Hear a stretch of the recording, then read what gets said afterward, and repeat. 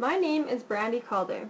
I'm in my 4th year of elementary education and I am ready to get into a classroom. I have learned a lot of useful tools for my classroom after this course. Before this course I was not very tech savvy. I used Microsoft Word to complete my assignments.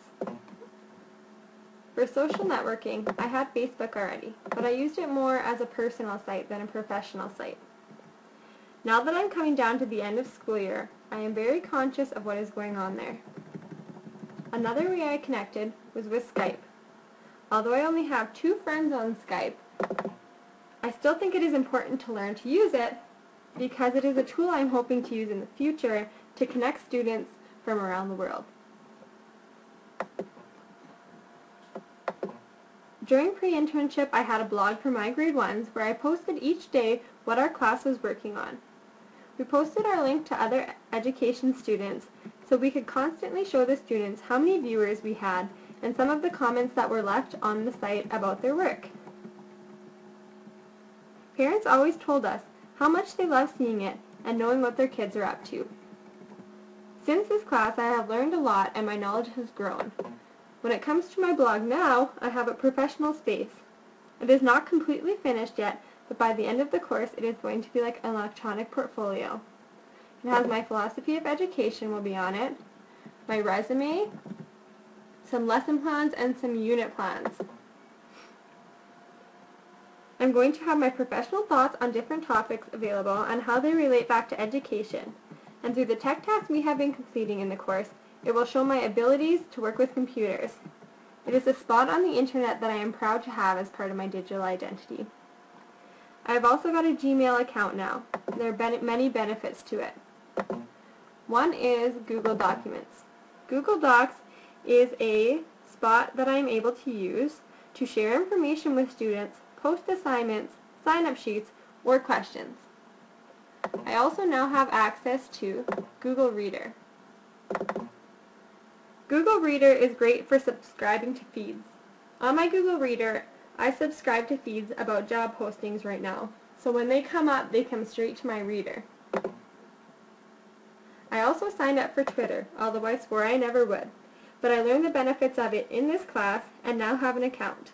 I have not used it much yet, but I know in a month when I am out in the field, I will be connecting to other educators for ideas, opinions, and to share my thoughts. Twitter is an effective social networking site to connect to educators around the world.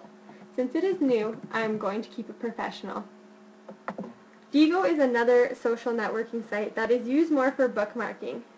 Individuals are able to bookmark websites that they like and use, and they can highlight and add sticky notes to important points on here.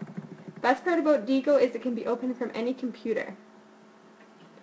Wikispaces is a website I was familiar with because my professors used it often.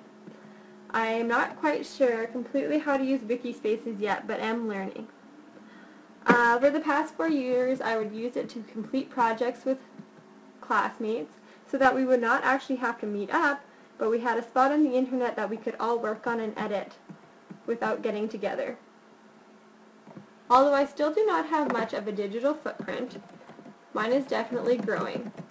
When I type my name into Google, I notice first of all that my Twitter account is very accessible, and it's always the first few hits. I noticed that some of my accomplishments, as well as my Diigo account, a math lesson I created, and my blog. I am proud of my digital footprint. It does not come up with any negative videos or comments. My Facebook page does not come up either, which is good because it is very private, and although I have nothing to hide on there, it is not the first thing I want parents or employers looking at. When I get my own classroom, I'm going to use a lot of these websites with my students. I want each student to create their own blog portfolio where they can blog about what they want and post work they are proud of for their families to see. I want students to join websites that we can connect on, such as Google Documents and Wikispaces. I want to get started on my students forming their positive digital footprints early and let them understand the implications of a negative one on them and their futures. I still have a lot to learn about technology, but this class got me on the right path.